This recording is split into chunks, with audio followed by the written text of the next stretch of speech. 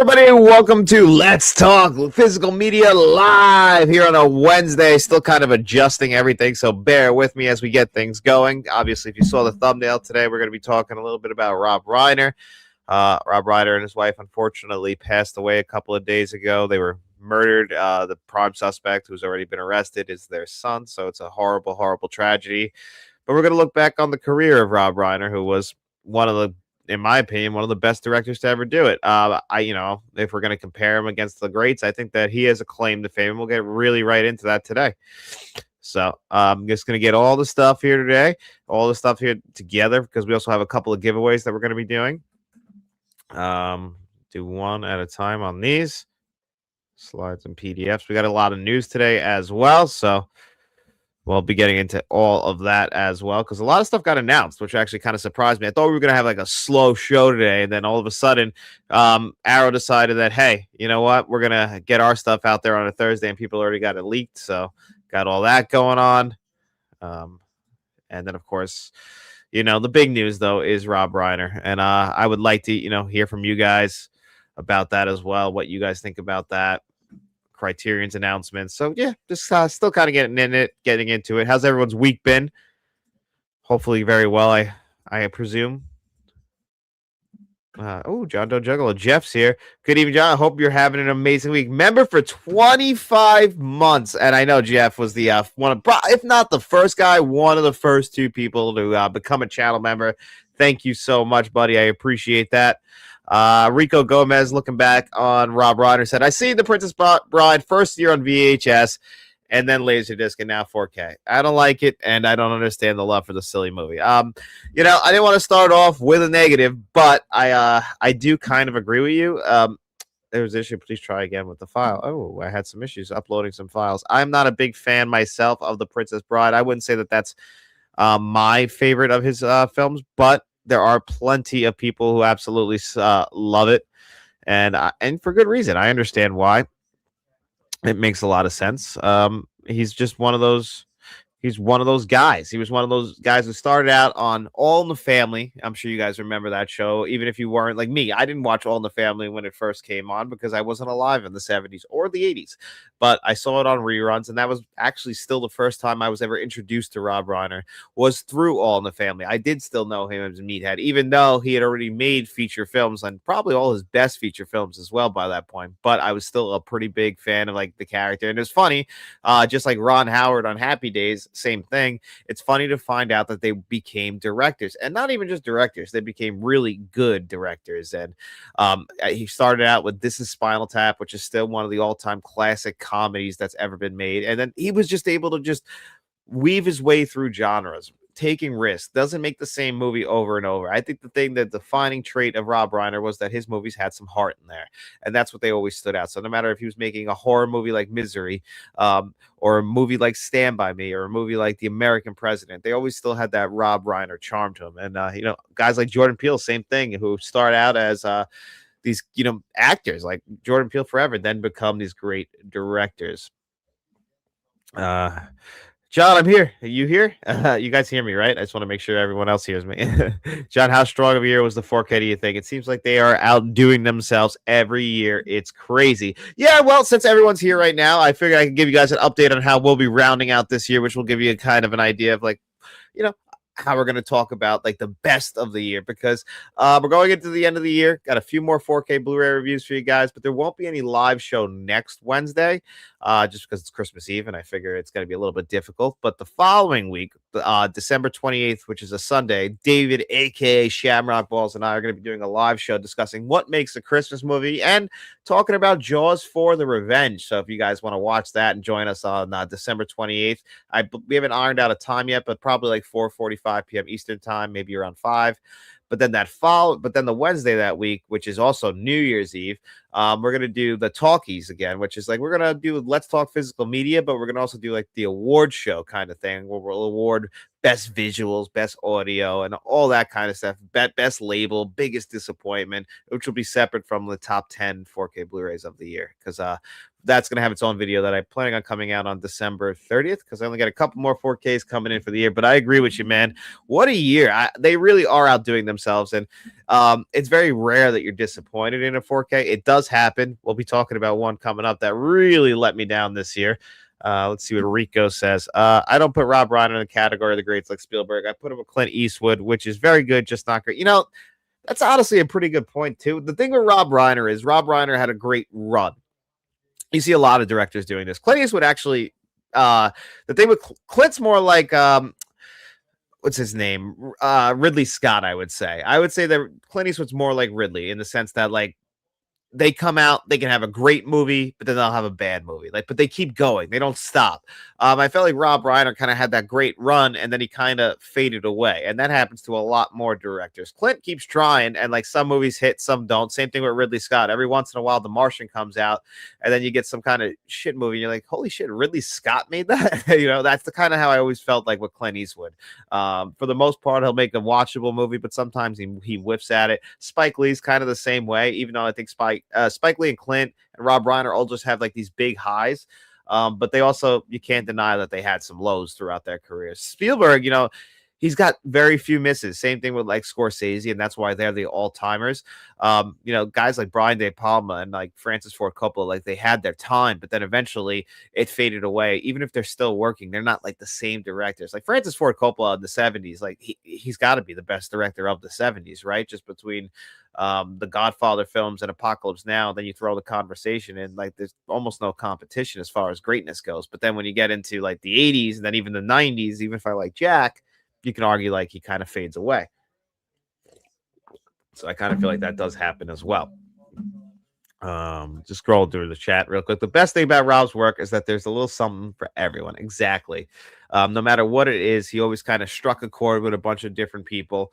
If you're a horror fan, you had his movie. If you wanted to watch a movie like kind of with the great script that is The American President is something that still stands out. That Andy Sorkin script. That's his name, right? Mr. Smelly Potato. What's up, buddy? Thanks for popping in here. How was last week when you went and saw Kill Bill, the whole bloody affair? I hope you enjoyed it, man. My favorite Reiner will always be Stand By Me. I think Stephen King loves it too. Yeah, he did say that's one of the best adaptations of one of his short stories ever, in any one of his stories. I think my favorite would probably, well, I don't know which. I'd probably go A Few Good Men, if I'm being honest. One of the best courtroom dramas of all time. That's the number one up there for me. I'm one who loves Princess Bride. It's lean. I think what hurt me with The Princess Bride is if I would have saw that movie when I was actually a kid and not actually saw it when I was an adult. I think by seeing it when I was an adult, it didn't necessarily work for me. I don't know if you guys remember the show This Is Us, but when that was on a few years ago, the one kid, the guy, he was a huge fan of The Princess Bride and was quoting it all throughout the show. And I didn't see it until I was an adult, so that's not one of my favorite ones. But I also can recognize why people love The Princess Bride. It makes a lot of sense. Fred Savage in that movie is always funny, and Andre the Giant. There's a lot in it to like. It's just not one of my personal favorites. But I also understand. So what's up?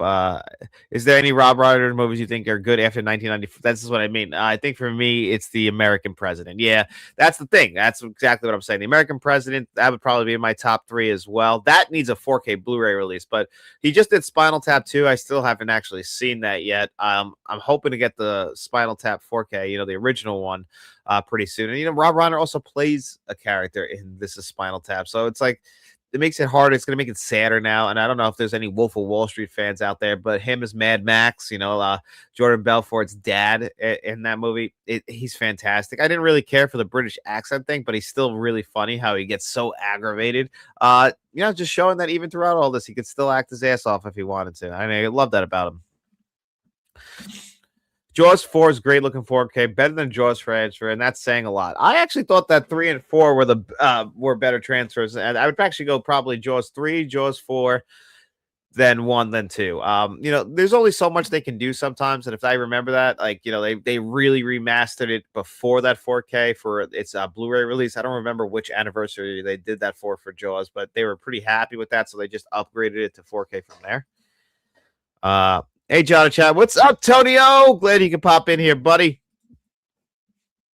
At Chad. But a lot. And then Benning is so cute. I would love to see the American president again. Oh my god. It needs a 4K. I don't understand how that one hasn't how let me guess. Disney probably has it. Feels like they would. Feels like a unfortunate one that we will miss out on. Oh, well, thanks, buddy. I appreciate that. My buddy here popping in, review film critic. I appreciate that, man. We talk 80s movies all the time. My buddy here. Thanks for popping into the chat too, man. I know you're a busy guy. What time is it? You should be home from work already. What's up, Tony, the Lone Rider Smith? How you doing, man? When I first watched This Is Spinal Tap, I was too young to get all of the humor, but it grows on you more and more. So that's a story I was going to tell here today. Popping in again. I was going to actually tell about This Is Spinal Tap. So back in the Blockbuster days, sometimes you rented a movie, you liked how it looked, or you heard it was really good. And that's how it was for my cousin Matt and I when we went to Blockbuster and we rented This Is Spinal Tap on VHS and we watched it, and we were probably about 11 and 8. And all we had heard is that this is one of the greatest comedies of all time. Now, that is not a child's sense of humor. Like, that is not that all that went over our head, and we just thought it was the most boring movie ever. It wasn't until I was an adult. Like, that's the opposite of like The Princess Bride. Like, I feel like This Is Spinal Tap is 100% an adult film. You're too young to understand the jokes when you're a kid, but then when you become an adult, that sense of humor, like, it's still probably one of the greatest mockumentaries ever made, if not the greatest mockumentary ever made. I mean, all these mockumentary TV shows like The Office and, all of them that we have out there, Parks and Recreation, which I think is better than The Office. We all have to like pay homage to This Is Spinal Tap. These actually go to 11. I've got to agree with. I love Rob Reiner. Best when he was on his run. Yeah, it's hard to like. I don't know what happened after that, unfortunately. I don't know where he felt. What just happens. I guess they get older. I had a great time with Kill Bill. I'm good. I'm glad, Mr. Smelly Potato. I'm glad you enjoyed yourself. Um, I was actually looking forward. Hopefully, that gets the Lionsgate 4K Blu-ray and release announcement pretty soon. All it's crazy is that his first and final movies and directors are This Is Spinal Tap and This Is Spinal Tap 2. That didn't even click with me until you just said that, because I know that This Is Spinal Tap 2 just came out on 4K. And it really came out without much fanfare, which is a little disappointing. I guess, like a lot of movies that Rob Reiner made, by the way, which were like the mid-budget adult dramas for the most part. He dabbled in like coming of age, but he also, for the most part, like A Few Good Men and American President, like that's targeted at people over the age of like 20 or 21. That's adult stuff. And I feel like that's his best stuff. They don't make movies like that anymore. And it's sad. I really wish they do. They just don't do well in theaters anymore. It's just not. That's something that goes right to streaming. Like there's just not people really going on dates and seeing an adult drama anymore. It's a shame, but that's kind of like where Rob Reiner made for the most part. Is the bee's knees. I can't wait to get that, Jeff. Hopefully I get it for Christmas. One of my favorite movies of all time is The Princess Bride. See, I said before you got here, Mr. Smelly Potato, that it wasn't one of my favorites, but you know what? I still understand why people love it. I'm a little bit I'm being a little hard on it. And I apologize for that, but I just don't want to lie to you guys. So yeah, I actually got some unread messages from my buddy Tim here, and yeah, yeah, brother. Hopefully you're home, buddy, having a good night. Oh, chat wasn't working well, but hold on, keep going down, keep going down. Let's see. You can see the Christmas gifts in the background. Give a few comments on Boogie Nights 4K. Some people are not happy. So, I don't like to spoil a 4K Blu-ray review for you guys, but I shot my Boogie Nights 4K review this morning. I will edit it tomorrow and have it scheduled for release for non-channel members, for Monday. And then everybody else, if you are a channel member, you'll get it when it comes out. But yeah, overall thoughts, just like, without going into too much detail, I was very disappointed in the Boogie Nights 4K Blu-ray. It felt like a B or C tier Warner Brothers release. This is not like the same treatment that the Nightmare on Elm Street films got or the Sean Connery 4Ks got this year. Like, Warner Brothers put out some of the best 4K Blu-rays this year, and they definitely went the lazy route with Boogie Nights, which makes no sense to me. I said this all in my 4K review, but it doesn't make sense because have people just forgotten about Boogie Nights? Now, there's also the thing with Paul Thomas Anderson. not wanting to, like, he doesn't like play ball, and like he's not really hands on with these transfers. In fact, I think he was very happy with the how it looked on the Blu-ray, and he didn't really want them to mess around too much with that. But then they'll release it on 4K because he just gave us a lazy bare bones 4K. But I'll go more into that in that review when it comes out. But for me, unfortunately, yeah, I would say that Boogie Nights is probably the most disappointing 4K Blu-ray of the year. Like, Tommy Boy is just as is a very disappointing 4K as well, but my expectations weren't as high as they were with Boogie Nights. But I shouldn't be that surprised, honestly. The way it was getting treated and the way it was announced, it's just clear that they were just trying to capitalize on the PTA name of one battle after another, and they didn't really necessarily care about Boogie Nights. But what can I do? It's a little bit of the lazy route, but also not a huge surprise. Do you want True Romance 2? No, I do not want True Romance 2. As much as I do not, I'm not a big fan of legacy sequels. They usually are just too little too late. I love True Romance. It's literally one of my top 10 favorite films ever, but no, I don't want a sequel to it. Being into music in the 80s, I understand this is Spinal Tap's jokes. Yeah, they're great. I've actually been listening to a lot of Huey Lewis in the News. Perfect World's been my jam the last few days. I'm going to ruin it by playing it so much. I don't know if you guys are Huey Lewis fans, but got me thinking of American Psycho. Just let you, I recommend the song Perfect World. I'm fine, thanks. You ever trim that beard? I actually trim it like every couple of weeks. I was going to go on Monday, but I decided against it. I get attached to it. It kind of, you guys don't really, it's hard to tell, but I have a really ugly, like I have a butt chin, like I have the cleft chin and it's small. Trust me, you do not want to see me without a beard. I might not be the most good looking guy right now, but I can look worse. I can look worse. So let's we don't want to go that route. What's up, John in chat? How you doing, buddy? Glad you could pop in here, Eli. Yo, Eli, says John Doe Juggalo. He was Tom Hanks' friend in Sleepless in Seattle, too. How's my butt? I don't know. We're grading on a curve. That is a good point, too. Yeah. Oh, man. And how many actors? Sleepless in Seattle. That's a great one. I actually have been meaning to review that 4K. Not the world's biggest rom-com fan, but I do love Sleepless in Seattle. Probably because I love Tom Hanks and I always find him charming. So I do want to do a review of that 4K one of these days, but you're right. I forgot about that too. I haven't seen that movie in years. I only watched the first 15 minutes of the 4K. Hopefully it is a good one. It was sad to hear Paul McCartney talking about being directed by Rob Reiner in This Is Spinal Tap 2. I still can't wrap my head around the whole thing. It's just so senseless to me. Yeah. I've been having a hard time with that too. It's like it just doesn't make sense. Like, Rob Reiner was one of the good guys. People loved Rob Reiner.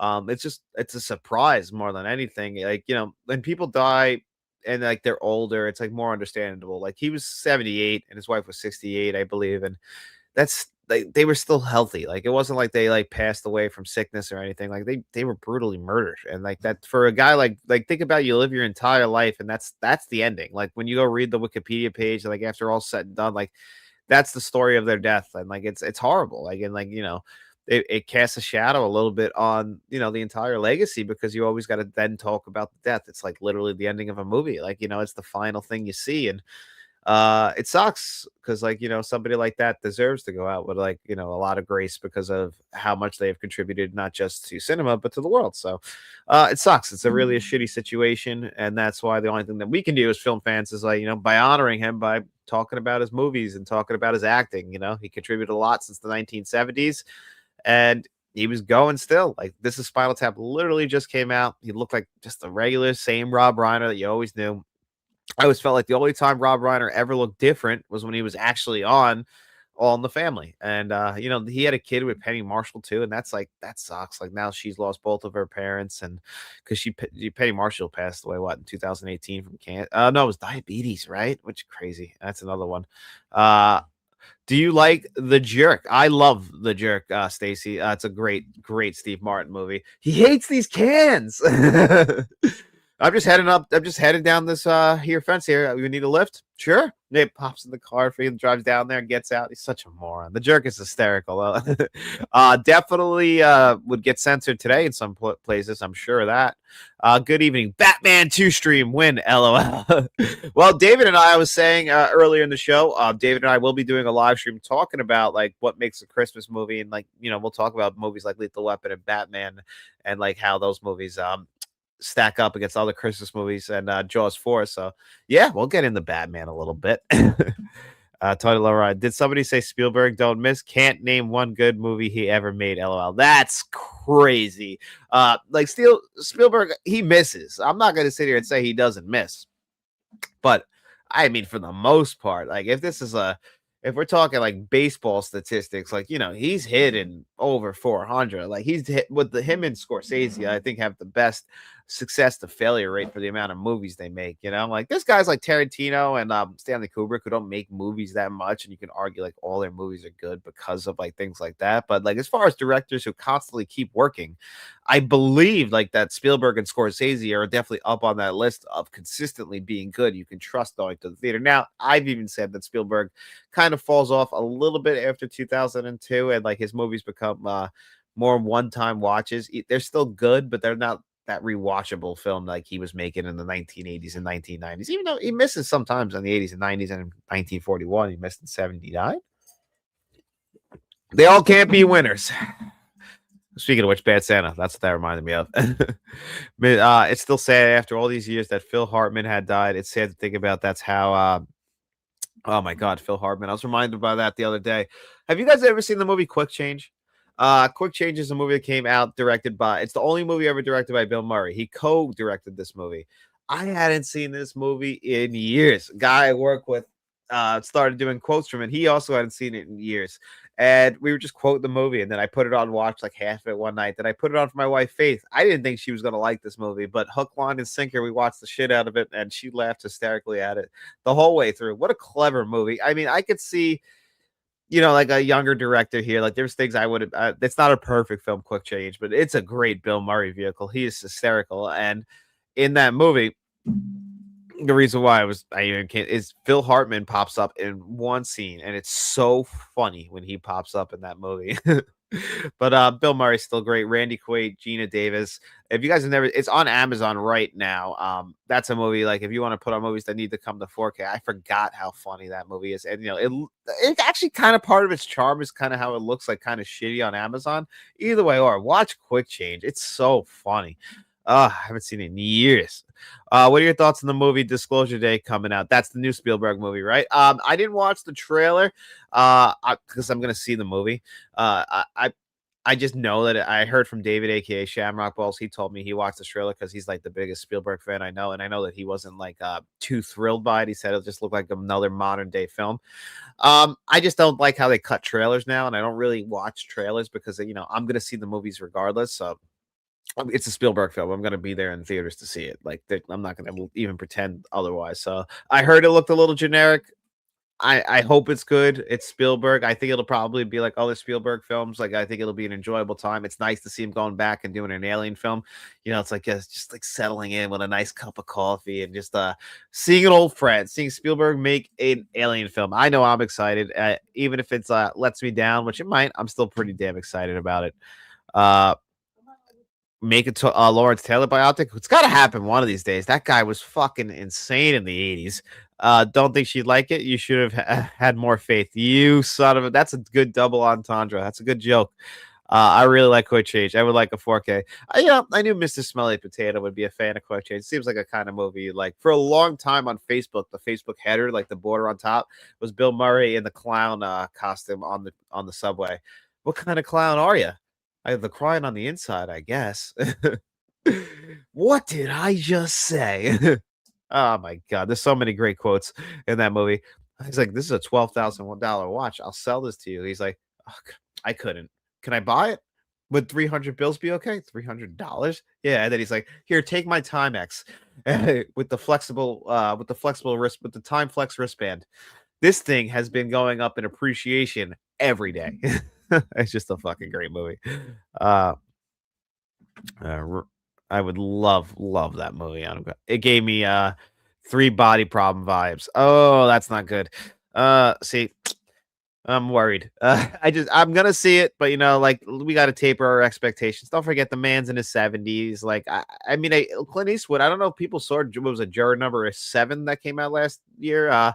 That movie was great. No one talked about it, but freaking Clint Eastwood in '94, he directed a fantastic film. Like some of these guys can still do it. I don't know if I heard a rumor. I don't know if it's true that Clint Eastwood, they like kicked him out of his office at Warner Brothers. I almost like like he outlived his welcome.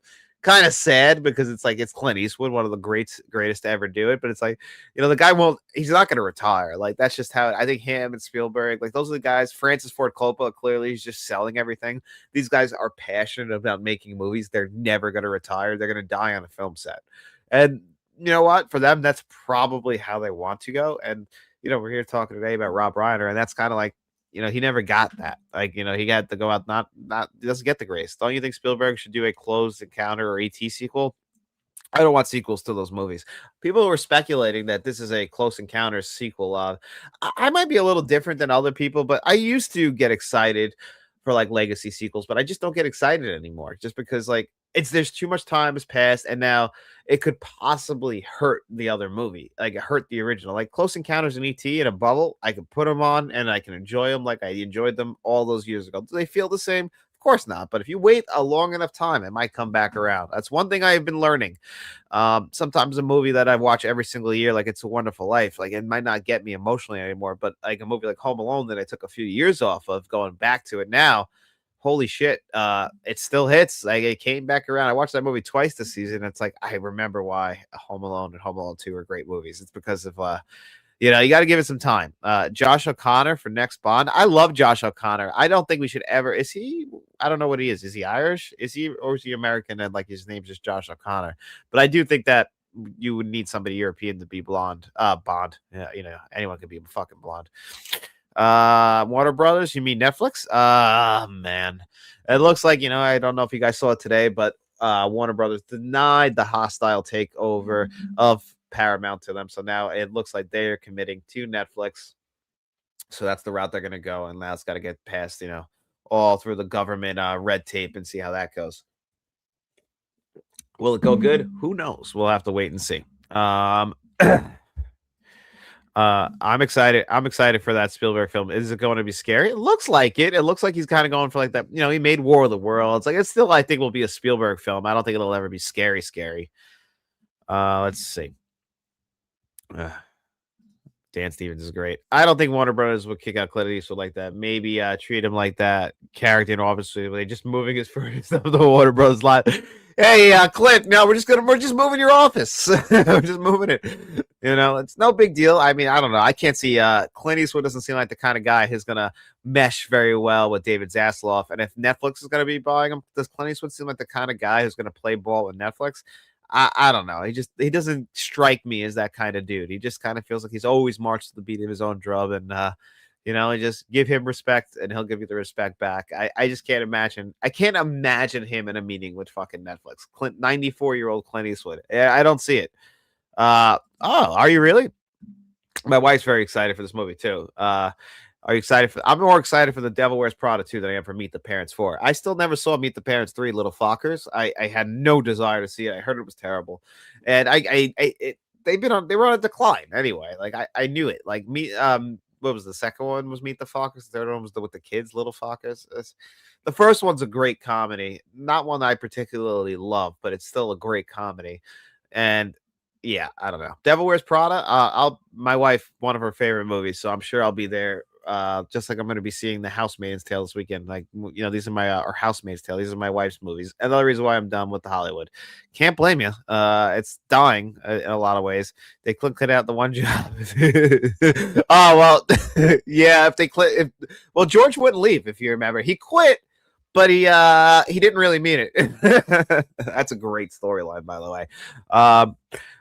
You guys want to do some giveaways, and I'll keep talking a little bit while we do that, because we do have 4 giveaways. We have a physical media giveaway and our digital code giveaway. So let's do the Christmas Blu-ray ones first, and then I'll show you guys the stacks. So we'll shuffle it up, and we'll see who the first winner is. Jesus. Get that off. Jesus. Sorry about that, guys. Let's see who's going to win the first one. Netflix, Breed for a Better Word is good. Not for me. Yeah, I'm not happy. That's for damn sure. I am definitely not happy. Thomas Anderson's going to win this Blu-ray one. Congratulations, Mr. Anderson. Let me go back in there, remove you. And then again, Thomas Anderson will have the first choice of the Blu-ray stack. And let's see what's gonna be the second choice. I hate Netflix right now. I hate that I have to pay them too. Exactly. Clinton living on their terms. No, Clinton won't. That's the thing. Like he'll just go make another movie somewhere else. Drew's Movie Club is going to win the second Blu-ray stack. So this is how it's going to work for this giveaway, guys. Thomas Anderson won number one. You have your choice of either this Blu-ray stack or I don't know. You would think that would be or this Blu-ray stack. Are those the same ones? Probably, right? Yeah, they are. So anyway, let me get the other one for you because they are the same one. So you'll have your choice of that Blu-ray stack or give me a moment here because for some reason you would think I'd be prepared. But no, I didn't see that they were different. So that's, of course, my fault. Is it not? Can't blame anyone but me. Let me show you the other ones. Image file. Downloads. I know this isn't entertaining. I'm sorry. But here's the other one. And this is Zach. So you will have your choice of this stack, either this stack or this stack. You'll have your choice, Thomas Anderson. And then once Mr. Anderson picks, then our buddy Drew will have the choice of the other stack, and I'll mail it to you. So you guys are both the winners. Reach out to me at letstalkentmt@gmail.com. Let me know which of those stacks you want, and then I'll be mailing out these hopefully next week. But if not, I'm going to definitely get them out by like the beginning of January. Like I said, busy season kind of time for me. And now we got the how did we enter this? I actually put a poll up on it's on the page, like on the Let's Talk page. I put a thing out, like a post, and I put the pictures of what these were. Did you miss it? Because that's my fault that if you didn't miss it. I apologize, man. But I do have some movies that I will be sending you, Jeff, sometime in the future when it comes to Criterion, because I do want to upgrade the Fisher King sometime in 2026, and that means I will be handing over the Blu-ray. Let's see. I got to also remove this, and now so those are for the Blu-ray people. We got to remove this one, and then we can do our digital code giveaway. Which, by the way, for our digital code giveaway wheel, I have these codes. These are the codes that are available. Take notice, screenshot them if you have to. And we're going to add this one to the screen, and we're going to spin this magic wheel for December 17, 2025, right here, as you guys can see. And I'll keep going down the chat as well. Have you seen the movie on Hulu called No One Will Save You? No, I have not. Is it a good one, Insomniac? I'm trying to go through as many movies as I can to wrap up 2025 before I make my best films of 2025 list. This month, though, is kicking my ass. It's been crazy busy. It looks like Them Dude's going to win digital code number one. Congratulations, Them Dude. Going to remove you. Spin again. Jeff said, congratulations. He's a great guy. Kingpin Blu-ray, that's the movie. Kingpin is fantastic as well. That got a good 4K Blu-ray this year. I almost forgot about that one. But Ernie McCracken and Scotty Guns, my buddy Scotty Guns, former New Yorker, fellow Met fan. When he reaches out to me, Scotty, just make sure you let me know how you feel about the Mets letting go of Pete Alonso. I am just not happy with this offseason at all when it comes to the Mets. So we could talk about that. But congratulations to you guys as well. So let's talk entmt@gmail.com. Let me know which of the digital codes you want. As long as the other winner didn't take that code first, the other code is all yours. Y'all got any thoughts about Salem's Lot? I heard Arrow is preparing it. Yes, actually, that's some of the news we have to get into today. Let me see if I could find it somewhere. Because I did put a little news stack together for today.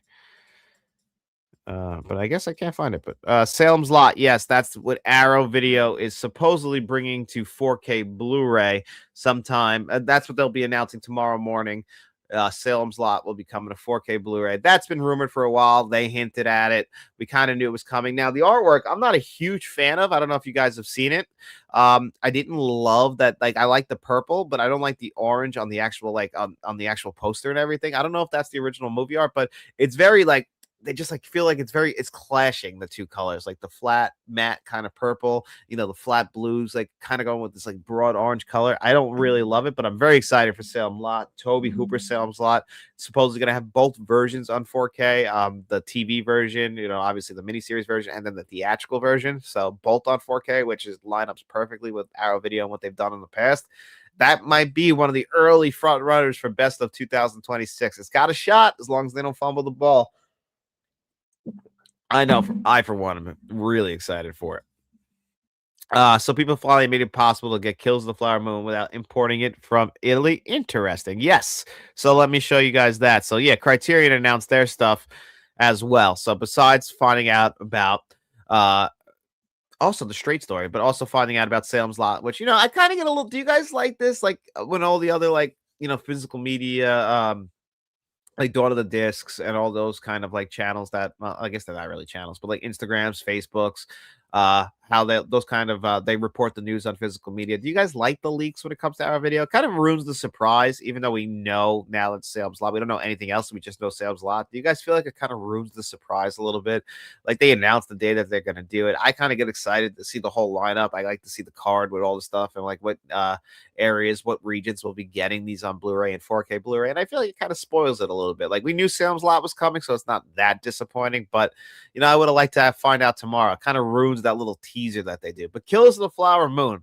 This surprised me because I just fully expected this to come from the Criterion, not from the Criterion, from like Paramount. Because if you guys remember, Apple and Paramount co-financed this, and you would think that one of them would be behind the 4K Blu-ray, but no, this already had an Italian 4K Blu-ray release, just like Once Upon a Time in America, which just got a 4K Blu-ray from Italy as well. You can buy it through Amazon Italy, but this only had that 4K Blu-ray release from them. But finally, we're going to be getting it through the Criterion Collection. Now, this artwork, doesn't really scream Killers of the Flower Moon to me. It's fine, but hey, I'm excited that we're going to be able to finally get it. I'm excited to add it to my Martin Scorsese stack.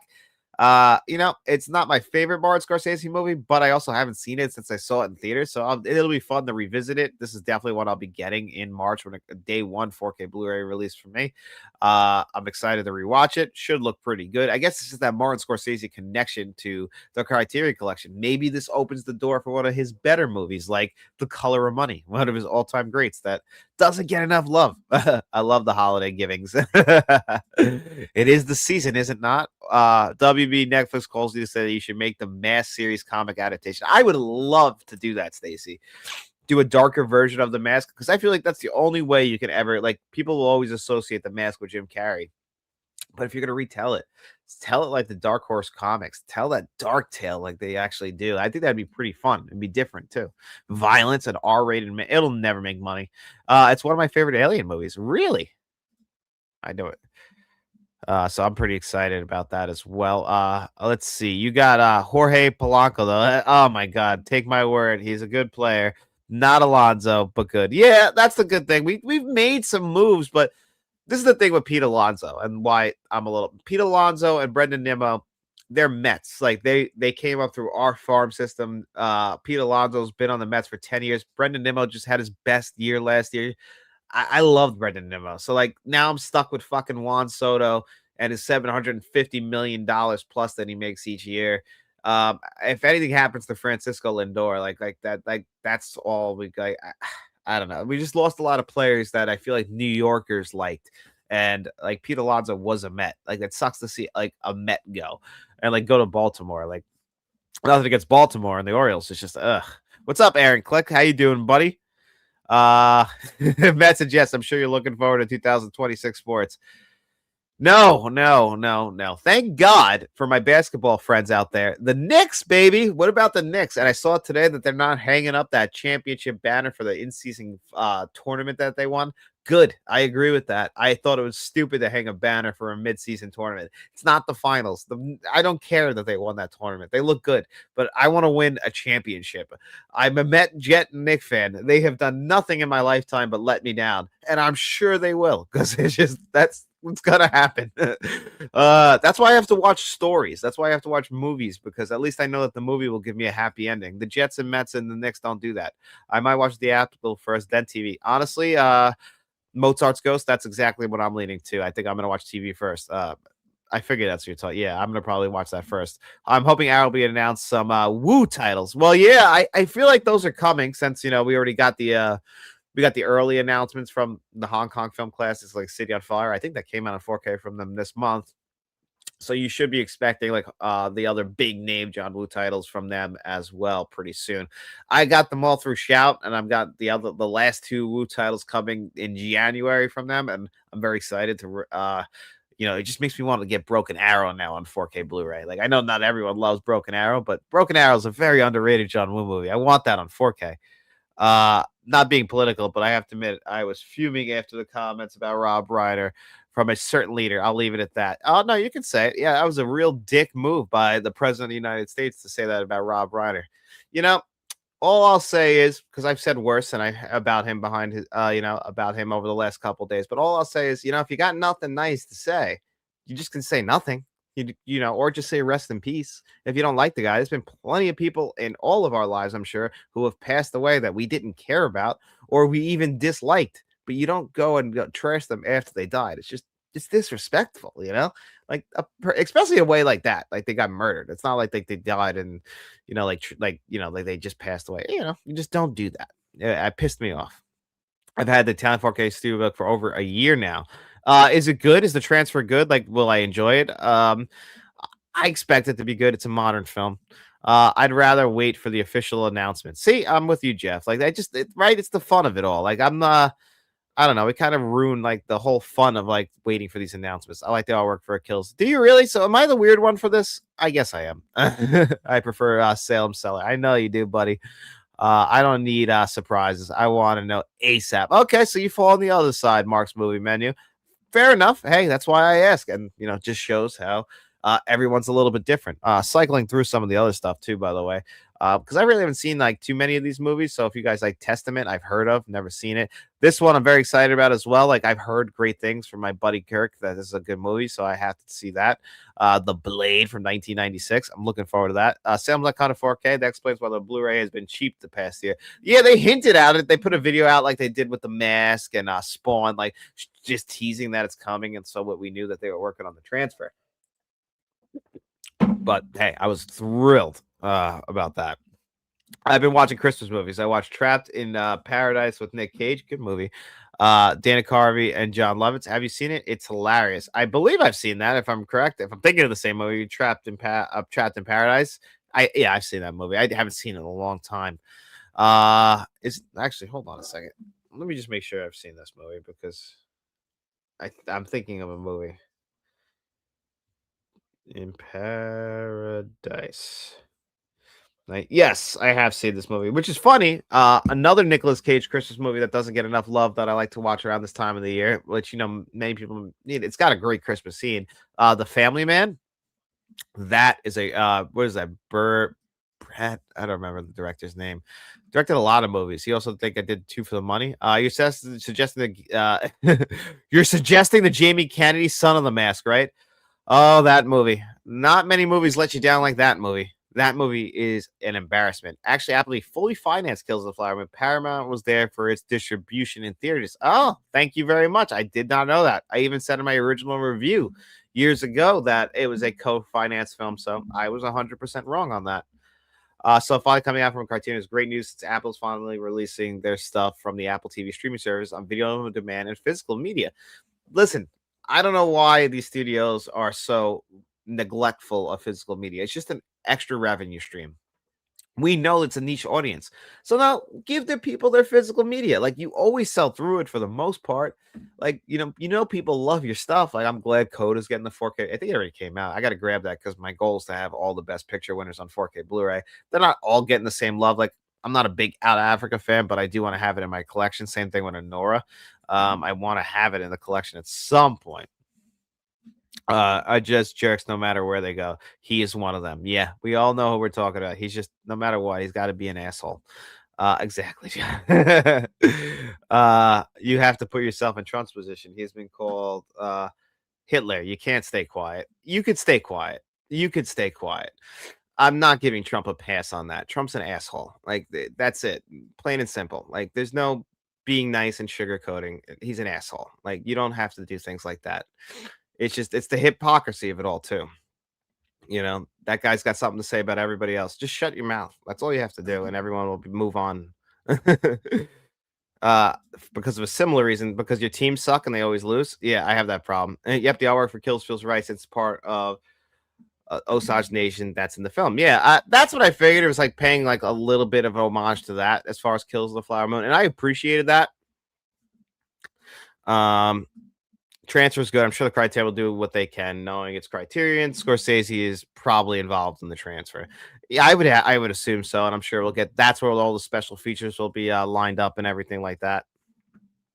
Screw the fun if I got a budget plan for it. Oh man. The Blade. I looked up the trailer and it looks too fake. I like samurai movies, but I'm not this one. I like samurai movies. I have a hard time with martial arts films. Like some are good, some are great, but not all of them. I go back and forth. So I wonder if Apple are ever considered buying WB. I heard that they couldn't actually pull enough money together. They couldn't get enough money to actually make a bid for it for some reason. Apple didn't have that because you need to have a lot of money to like actually make these bids. Like I believe Paramount, they were getting the money from selling at $30 a share, so that's how they were able to get that. Let's see. Saying I prefer Salem, so I get that. It's still a funny joke. I completely understand what you were saying. Sony is like, we need revenue. Also, guys, wanted to see if you guys saw the Welcome to Dairy. Speaking of WB, 4K Steelbook. One thing about WB is they always pay attention to their shows, and they always give them physical media releases. So I appreciated them doing this for Welcome to Dairy because I don't have HBO Max right now, and I would really like to grab this on 4K Blu-ray. Probably, I think Watchmen had a 4K Blu-ray release a couple years ago. I have a Steelbook. I don't know if it's on 4K, but I have the Steelbook of it. And I truly loved Watchmen. Thought that was a great miniseries. I know people wanted a season 2. We don't need same thing with Chernobyl. I have that on 4K Blu-ray over there. Those are just great miniseries. Leave them alone. You don't need to do more than that. Like you put out a great show. It's a great show. Things overstay their welcome. Like I'm enjoying Stranger Things season 5, but there's some things like about like their age it's hard to overlook, and it's a distraction because it's hard to overlook. Let's see what this says. There was a rumor that Netflix was considering buying Disney prior to buying WB, inserting interesting how that happens. I don't like that they keep buying each other. I think it hurts the movie business in general. What I would like is like to see like some kind of hedge fund manager or something come in and like throw Warner Brothers a lifeline, kind of like how Skydance did. Like have somebody just back up the money and let Warner Brothers keep running it as it is, and like kick David Zaslav out of there, and let them just like because I think that WB, other than like their disappointing 4K Blu-ray release of Boogie Nights, WB had a great 2024 from a film perspective and from a physical media perspective. I don't want to see Netflix come in there and ruin that. I think they were like on the right path. I just don't want to see that get ruined right now because I think that and it's gonna like that's it because like they want to sell, and it sucks because that's gonna really like people will lose their jobs. Well, the Netflix says no, but what else are they gonna say? They want the deal to go through, Didn't want you to think I was dissing your channel. No, I don't. And if you wanted to, go for it. I'm not upset. You're allowed to criticize me. Is Pennywise in the new show? Yes, he is.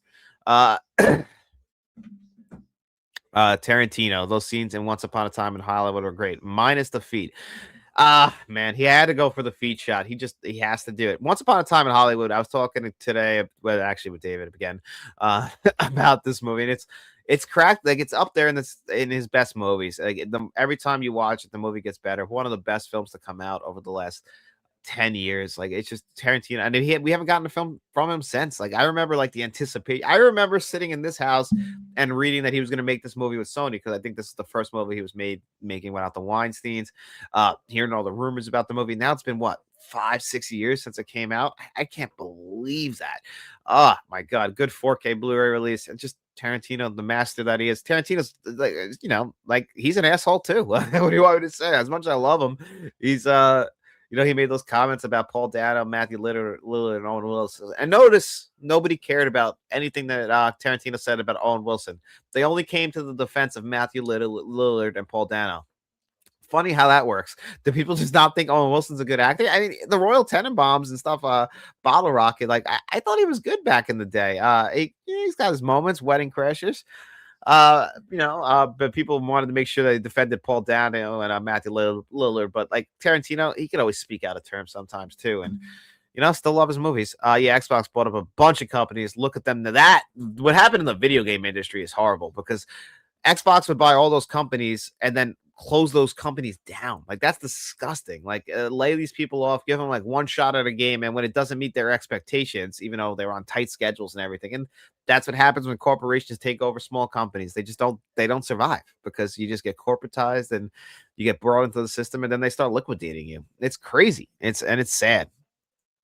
Whether you're the president or one of the favorite film director, I expect grown-ups to act like it. Yeah, exactly. Like, we're all taught things at a young age, and that's the whole thing, is that we're all taught from a very small child, like, just to be respectful. Like, you don't have to like everybody, but just like, be respectful. Like, when you're a kid, you get a little bit of grace. When you're an old person, you get a little bit of grace. But like, regular people walking around, like, just you treat everyone with respect. Like, when somebody passes away, you don't got to say anything. Just say rest in peace. No one's saying you got to go out there and be like, oh, they were a great person. I actually hate it when people do that more than like the other thing. Cause I that's even worse, I think. Like, when I've seen it in my own family where people like act like somebody was like a saint. And it's like, you hated that person when they were alive. What are you talking about? Like, that's bad too. Like, don't over exaggerate the other way. Be like, you just can just shut up because other people might love them. Uh, would have the perfect movie for KT to finish his career. He should get it going to be hard to top. I do think Once Upon a Time in Hollywood probably should have been his last film, and I think he knows that too, and that's why, like, because he had the film critic that was gonna be his next movie, and he just took it out of there. He said, "No, I'm not gonna do that." Like, it just wasn't gonna work, and I think he probably felt like it was too close to Once Upon a Time in Hollywood. But like, that's literally his love letter to the Hollywood he grew up in, and he's been doing that for his entire career, building up to Once Upon a Time in Hollywood, making the movies that he wanted to make, the love letters to all the stuff he grew up loving, the black exploitation films, the martial arts films of the 1970s. He grew up in this area. Like, he loves this stuff. That should have been his fun. I don't know how he can top it. It's going to be really difficult. I just want Terry Taylor to direct a film with Paul Dano and Matthew Lillard now. How funny would it be if he actually does that? Like, he actually, in his next movie, he casts him in there. Like, this could get them talking. You never know. Like, if I was Paul Dano, I'd be like, what the fuck, man? What'd I do to you? He just catching strays. Oh, yeah, no wonder why X was stunk in 20 due to their price increase of the Series X and S. That is insanity to me that that even happened. I have never, and I'm sure you guys, all are either older than me, younger than me, but I'm sure everybody has never seen a price increase for a 5-year-old console. Just doesn't happen. 5 years into a console's generation, we should be seeing the slimmed down version at half the price, because you're working on the next console. We should not be seeing price increases, but unfortunately, that's just kind of where our economy's at right now. It's not really, and it sucks because, like, now people who like video games are. I really believe it's hard to have multiple hobbies now because things cost so much money, and I just cannot believe that an Xbox Series X and S cost more money now than they did 5 years ago. It's such an expensive hobby to have, and if you want to be a film fan, a physical media collector, I don't know how you collect video games. I mean, Jeff does it, but like, I had to choose one hobby. Reboot and make Scooby-Doo Legacy Switch. I would love to do that, actually. I don't know what I would do in it though. His next film should be Scooby-Doo meets the Riddler. I would watch it. I'm not gonna lie, I'd watch it. Paul Dano's a great actor. Quentin is wrong about him. I agree. Dano is a great actor. What was that film he did with John Cusack where they played one of the Beach Boys? I forget, it was about Brian Wilson. I can't remember the name of it, but that movie was great. Paul Dano's been great. Swiss Army Man, he's great in as well. Obviously, he's great as the Riddler. Scooby-Doo and the I have you Scooby-Doo and the Riddler. Like, Matthew Lillard, like, I never thought he was the greatest actor, but he was great in Scream and like great in some 90s films. But like, he's not a bad actor, and people love him. Like, that's the thing. Like, if people enjoy who you are, that was like kind of like Pauly Shore. Like, Pauly Shore never bothered anyone. Like, but people started to really hate Pauly Shore. But I always thought Pauly Shore was good. I don't understand what the hate came back around for him. The price for Game Pass went up too. Yeah, that was another thing. I canceled. Like, everything went up. Like, all the streamers went up. It's crazy this year. What happened in 2025? Everything costs more. And you were like, I had to cut HBO this year. Couldn't afford that. Like, when they went up to 25 a month, and then I'm like, I can't have all of these streaming services. For the most part, I watch physical media anyway. I can't justify paying 25 a month for something I'm only going to watch like once or twice a month. Like, it doesn't add up. So I'm like, no, I'll just cancel it. I keep Netflix around because they do actually put out movies that I'm going to end up watching, and like some shows I end up watching. Hulu I only keep around because of live TV. Am I considering maybe YouTube Live TV now? I saw today the 2029 Oscars will move to YouTube. Can you believe that? No longer going to be on ABC, the Academy Awards. That was a shocker. Didn't have that on my 2025 bingo card, but it just shows you the state of Hollywood right now. Not in the best. I mean, maybe that's also where things are, it gives us a couple of years to build up to that. Maybe that's just how things are leaning. I do think video games this year in terms of quality had a great 2025. Just the console prices are not great. Yeah, that's the biggest problem is just the prices. I mean, I didn't really get to play. I would say this is probably I bought one game in this year and it was Madden. And that's only probably like muscle memory because I've been buying every Madden since Madden 2003. So that was it. Because at least in Madden, the Jets win the Super Bowl. I like to fantasize about things that are never going to happen. I'm usually the quarterback for the Jets too in Madden when I'm playing. So it's just not, but I didn't really get to play that much because it's just been like such a big year for movies. And like I said, it's really hard to have multiple hobbies. I wish, but it's really hard with like just life and running a YouTube channel and like, with work. And it's tough. It's tough. I miss video games a lot of the time, but I can't do it all the time. Yeah, you either have to choose just one hobby or only dabble in a couple. Like I would love to play like an RPG. Just I wish I don't have the time. His opinion, so I don't know why everyone was so upset. It's just the way you go about saying your opinion. Didn't know you had a dog. I have two dogs, actually. I have my dogs' names are Obi and Leia, after Star Wars characters. But Obi we call sometimes Obadiah Stane. So here's a bunch of different. Come here, Obi. Want to say hi? Yeah, I have two dogs. So yeah, that's one of my dogs right there. Ooh, and this is my other dog. See? There they are. In case you're wondering, that's Leia. Leia's the female, and then Obi's the male. Obi's right here now. See? That's Obi. So yeah, that's my dogs. Hi guys. You worried about me? Yeah, got the pups. Hopefully I didn't get too out of the chat there. Yeah, and Paramount Plus just announced their price. They got some balls for 20, maybe because of their deal with UFC. Yeah, definitely because of their deal with UFC, and which surprised me because TKO owns UFC and WWE, and WWE just signed their long-term deal with ESPN. So I don't know, TKO just trying to get money from everywhere. UFC makes more sense on ESPN, and WWE made sense on Peacock because of their long-standing relationship with NBC. It doesn't make sense like how that worked. I'm not afraid to admit it. I'm a Shanghai Nights and Noon fan. I love Owen Wilson. Shanghai Night and Noon are great. I would buy those on 4K. 13 Ghosts is also great. I agree. Let's see. Daniel Day-Lewis publicly backed down and said he would love to work with him. When you have one of the best actors in history back to you is something yeah, of course. If you have Daniel Day-Lewis in your corner, you got nothing to worry about. I don't think Paul Ethan Hawke said it best. I don't know what show it was, but he said, it was on the Joe Rogan podcast. He said, you know what? It's the best thing for Paul Dano because now Paul Dano knows how much people love him. Because the only person who said a bad thing bad about him was Quentin Tarantino. So now Paul Dano knows exactly how much people actually care about it. I mean, listen, you're allowed to share your opinion, like Tony Lowrider Smith said. It's like it's fine. Like I'm still gonna love Quentin Tarantino. I don't care if he runs his mouth or not. Like I love his movies. Like I don't know if me and Tarantino would get along. Like we just have different personality styles. I'm like not that aggressive as he is, and he's like his opinions are like like they're set in stone, and he just the way he speaks, he's like so fast and like using his hands all the time, and I don't know. I don't think we'd get along. I'll admire his work from afar. Hi, John. Have you seen the Scottish movie? I swear yet. I saw it last week. Brilliant movie. I haven't seen it, but you know what? I'll put it on.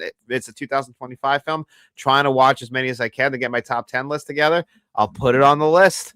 Got to add it to the list. I've been watching a lot of them. I love Mario. It still holds up. Probably always will. Ed O'Neill is as Al Bundy. Yeah. One of my favorite episodes from that is when he gets insurance, and it's farmers. It not like farmers, but it's like farmers insurance. It's like so far. Cows always have the right of way, and you can only take dirt roads.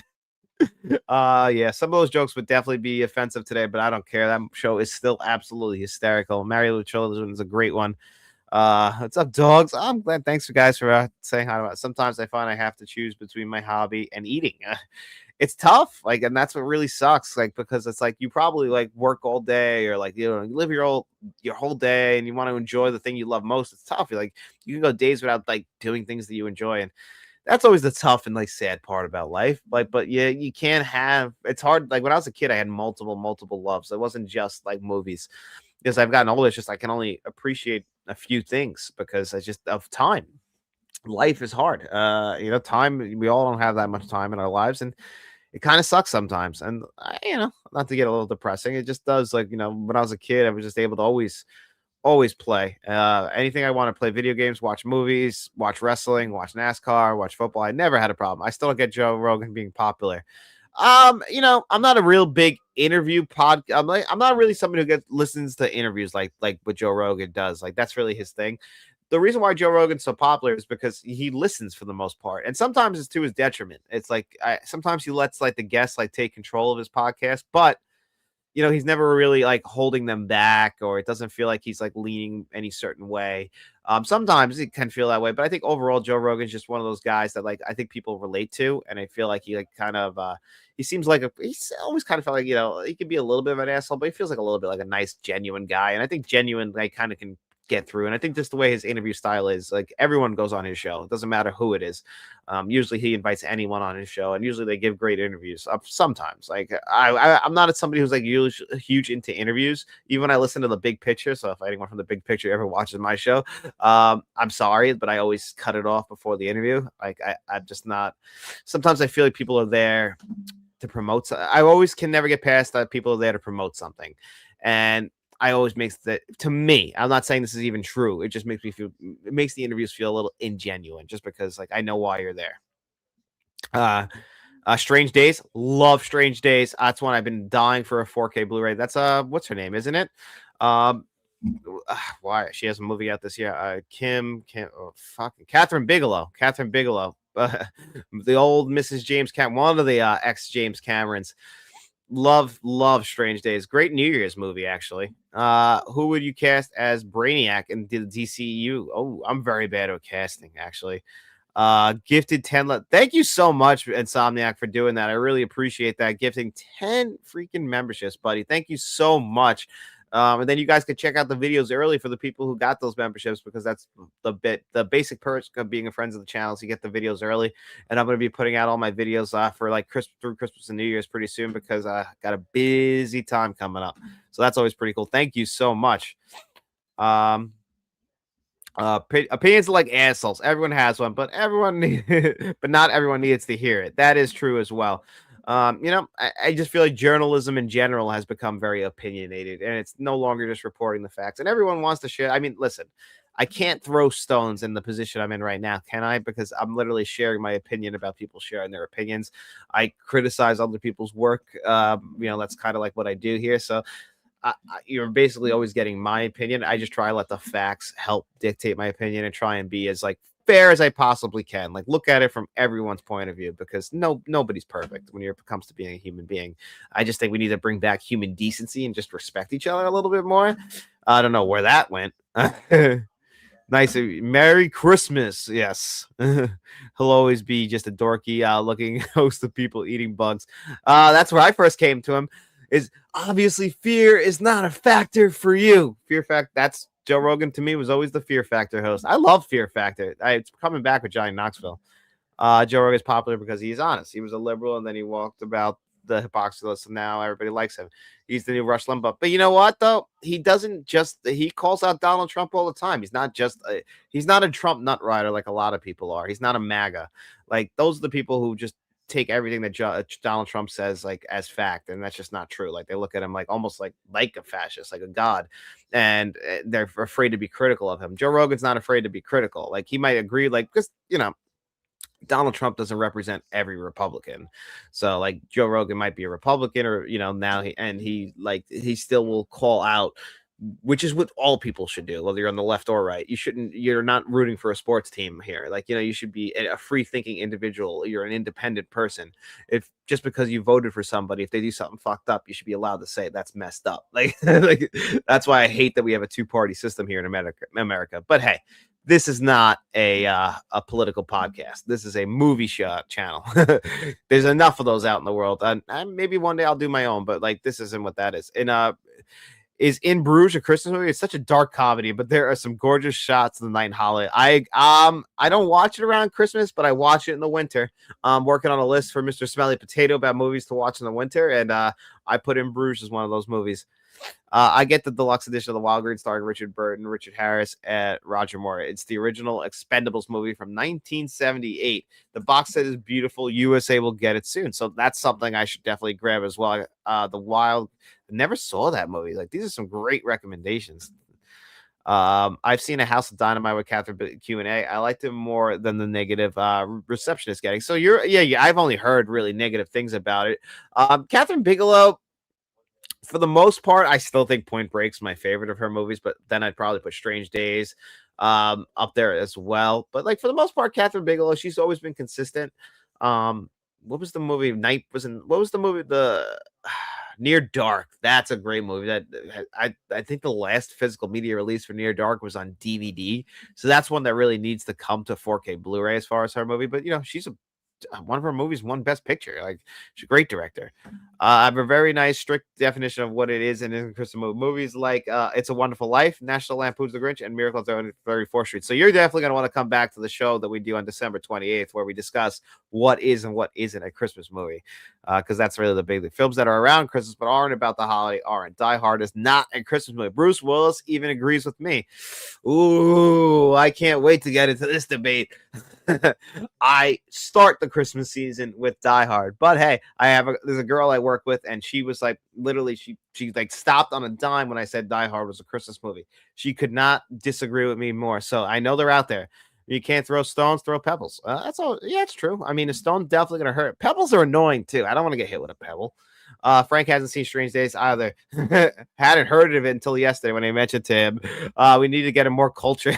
Well, Frank, it's so weird. Frank will recommend to me like the craziest like Japanese film that I've never seen on horror, but then he's never seen some of these like great like popular films from the 90s. But he's probably busy watching a lot of westerns. But Strange Days, to be fair, it was like a hard Blu-ray to get for a while too. It was never streaming anywhere. It was a hard movie to watch. Then it was on HBO forever pretty recently, and you can watch it whenever. And that's actually how I rewatched it. Rewatched it last year. Rafe Fiennes is so good in that movie, as he always is. My God, what a movie. Home for the Holidays is a good. Oh, Home for the Holidays is great. Jodie Foster in the director's chair, yeah, which is very surprising. Of all the movies too, you just wouldn't expect that. Die Hard is in my cinema every Christmas time. I think it's a Christmas movie, but seriously, who cares? Yeah, I think it's just fun to debate now. Like, I'm not gonna like go and die on a hill for it. Reindeer Games is great as well. The Ref I know is one that Frank really loves. After Dark, My Sweet would be I would definitely check it out. I got the Riddick Steelbook. It's a nice Steelbook. It reminds me of the Point Break. Oh, really? Because the combination of glossy and matte finish. I wonder if the same artist did that Steelbook, because actually that artist follows this YouTube channel, because when I did the Point Break review years ago, still one of my favorite all-time Steelbooks. When I did that years ago, they commented on it and thanked me for because I love the artwork on that Steelbook. Love it, love it, love it, love it. I don't remember if I even included my top. I think I did. I bought the Wild Geese on 4K Blu-ray, and now I'm getting the 4K. Don't expect to surpass the Expendables, just Expendables 3 and 4. I mean, I wasn't the world's biggest Expendables fan. Felt a little generic. It's fun to see them guys, but just felt a little. Long Kiss Goodnight. That's a good one. That is a great one. The only bad thing about Joe Rogan the last year is he started platforming right wingers without challenging things they said. He didn't seem to agree with. He's basically, yeah, well, that's kind of like what I was saying. It's like Joe Rogan might not necessarily agree with people. But he does give them the platform, which brings up a question that my wife and I talk about this. Like, is it good to give people platforms that are hateful? Like Nick Fuentes, did Pierce Morgan need to give him a platform for him to just continue to spread his racist rhetoric? I don't think so. I don't think we need to be giving them platforms. But on the other hand, I do think, because I believe in freedom of speech, just because that guy's an asshole and everyone should know he's an asshole, I'll let him talk. I just think we should be able to, as humans, we should be able to judge and be like, that's fucking wrong. Fuck this guy. But unfortunately, he still has millions of subscribers, which just makes me lose hope in humanity. There's no rule in what isn't a Christmas movie. I mean, everyone, listen, I think Lethal Weapon's a Christmas movie. What are some of your favorite Hanukkah movies? Eight Crazy Nights is still one of my favorites. And I also really like, this is going to sound ridiculous, but I like the Hanukkah special for Rugrats. I think that's a great one as well. There needs to be more Hanukkah movies. It's not fair that there's only mostly Christmas movies. You could be surprised. We all could be surprised. A Christmas movie has to be about the meaning of Christmas. You've been very, very upfront about that, how you feel about Christmas. Think about like a crappy movie in Malay. They need to be heard and for the public to decide. Exactly. I don't like drawing the line at freedom of speech. Like I think people should be allowed to say what they want, even if you disagree. Like I just otherwise I don't want to just start drawing lines in the sand on freedom of speech. If somebody wants to say the most outrageous, rude thing, you're not freedom of consequence. You're just free to, you can say it, but it doesn't mean that there aren't consequences for the things you say. Like people might hate you for saying those things now, and you should be able to understand as an adult why. But I'm not going to stop. No one should stop anyone from saying what they want to say. Like you're an independent person. I believe in that. I just wish it would be, I just wish people would be nicer. I just don't think that's too hard to ask, right? That's the only thing. Just be nice to each other. Think about crappy movies. It's a lot of crappy movies. Gremlins is 100% a Christmas movie. Does anyone disagree with Gremlins being a Christmas movie? I'd be surprised because I always thought Gremlins was a great Christmas movie. Freedom of speech has limits, though. For example, you can yell fire. You can yell fire in a crowded theater. That is true, and people have or pull the smoke alarm, and it does have its limitations. We all know, it's just we need to get back to like just basic morals. It doesn't matter what religion you are, your sexuality, or anything. It's just we just need to have like a basic understanding to respect your fellow man or woman. Just respect them. You don't just stop inserting yourself in their lives. Like that. That's all I have a problem with. You don't have to say this. No one's saying go hang out with someone you don't like, but just be respectful because we all share this earth together. That's all I ask. I mean, I don't think it's even a hard thing to ask. Just be nicer. Exactly. That's all. You don't have to agree with what people say, but you don't have to be so aggressive in disagreeing with what people say. That's all. Do you like Sniper? Sniper's good. Love Gremlins. How can you not love Gremlins? That's my whole thing. It's okay if you challenge, but Rogan backed down a lot when previously he'd ask the hard question. I definitely lost respect for him after that. Yeah, and this is a little bit more personal with me, and I know I would have if I was interviewing somebody. When I talk to people, I usually try and I don't really challenge them myself. I usually kind of maybe sometimes I'll even agree just not to cause a confrontation or, but he's in a position where I guess he probably should challenge them a little bit, but it's just, I can understand maybe just because I'm in my own mindset, I would have a hard time because, you want to have a good civil conversation when things start escalating, but you're right. He's in a position where he should probably do the challenging, but I just kind of understand as well. Jim Belushi moment. Jim Belushi and K9. Have you guys ever seen K9? K9 is one of my favorite movies from the 1980s. As you can see, I'm a dog lover, so I love Turner Hooch and K9. And I always want to get a German Shepherd and name them Jerry Lee because of the movie K9. When I was studying in the UK, there were limits on what you could say. Freedom doesn't mean you can say whatever you want. Like I always said, it's like freedom of speech, but you're not freedom of consequences. But isn't in the UK right now they're having problems with freedom of speech and people are getting arrested for things that they said?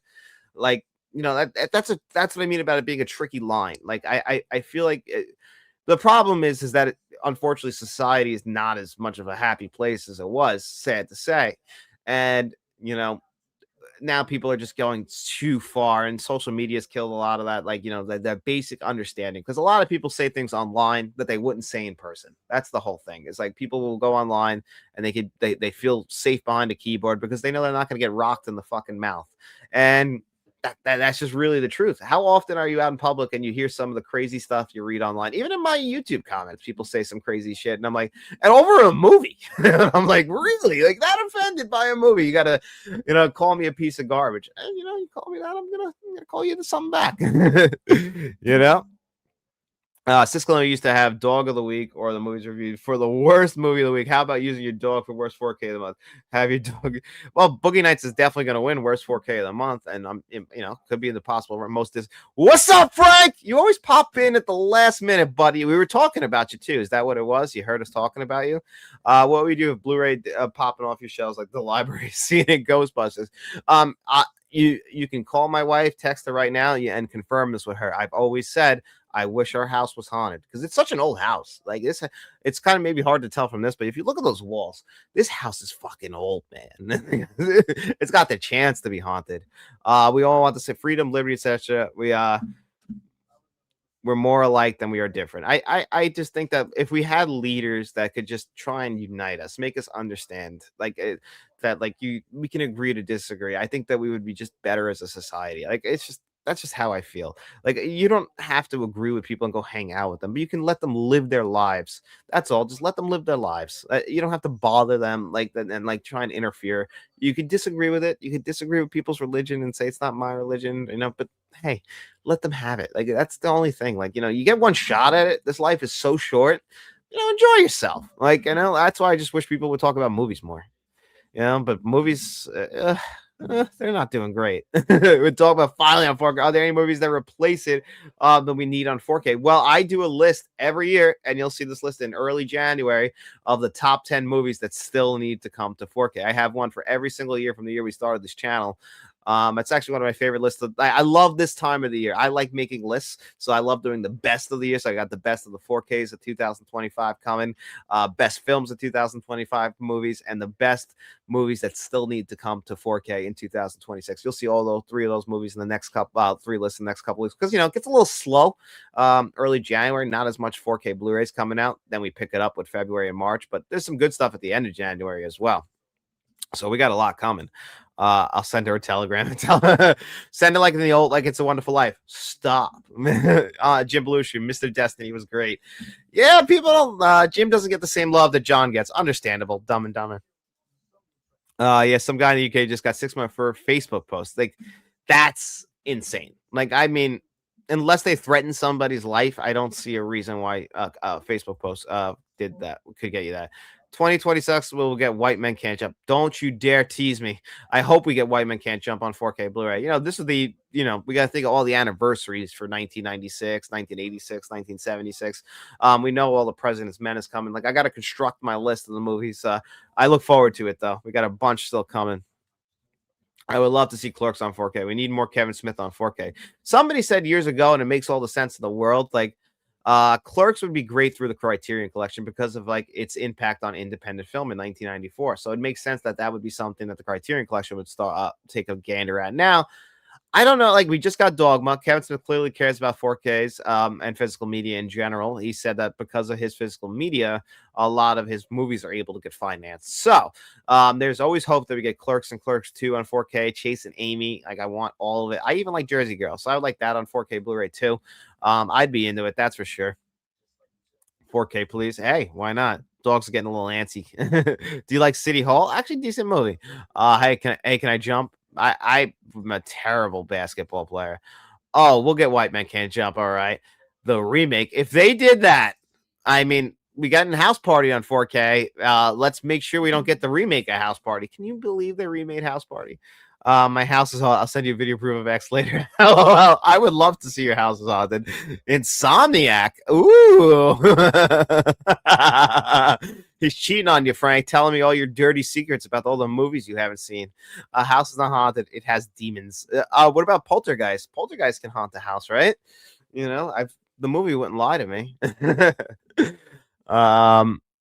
Just please no Tusk on 4. It's the one stuff I don't like. I even like Yoga Hoses more. I have both Tusk and Yoga Hoses on Blu-ray. I like Tusk. It's funny because of how that movie was made. That they just basically like wrote the script on a podcast. Like they were actually like just joking around, and then they actually made that movie. The movie that they were joking about making, they made it. And I like the practical effects of like Justin Long. Justin Long gets fucked in so many movies, doesn't he? Yeah, because I'm supposed. What time is it? And that's because these guys, the dogs know my schedule more than I know my schedule. I'm supposed to be out there. I haven't really hung out with them all day. I've been up since 4 a.m. Just a very, very long day. So they're just wanting to see what I'm doing. We get out of here in a few minutes and have some dinner with them and hang out with the wife and probably watch something Christmas related, or possibly won't watch Husk because she loves Justin Long and he gets destroyed in those movies. But yeah, so anyway. I appreciate you guys all being here. Like I said, not going to be here next Wednesday, but we will have 2 shows the following week on December 28th, and then we're going to have on December 31st, New Year's Eve. We're going to, do talking about like the best of 2025, best visuals, most disappointing, best audio, best packaging, the whole spiel. I might even put a tie on. Who knows? That'll be December 31st, New Year's Eve. And then, well, yeah. So, and we'll also have plenty of videos like the second site review of Reanimators coming pretty soon, Minority Report, Boogie Nights. I'll have all those 4K Blu-ray reviews. And thanks to Insomniac for giving us 10 new channel members. You guys will all get to see that early. Thank you so much. Tusk. I like the song Tusk. The Wedding Singers on my want. I would love that as well. So have a wonderful Christmas. Yes, guys. That's also, I just want to make sure. Merry Christmas, Happy Hanukkah, Happy Holidays.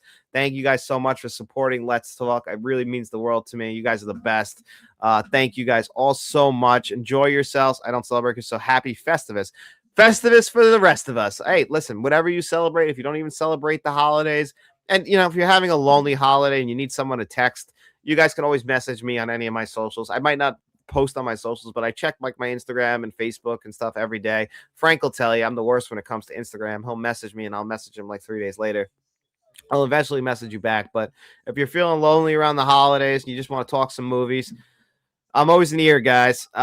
So I'll be there if you guys need it. So don't worry about it. Just reach out to me. Just enjoy yourselves. Eat a lot of food. Watch a lot of movies. That always gets me through the holidays. Right? And if you're like Dad from Christmas Vacation, you'll have a lot of help from Jack Daniels. But see you guys and enjoy yourselves.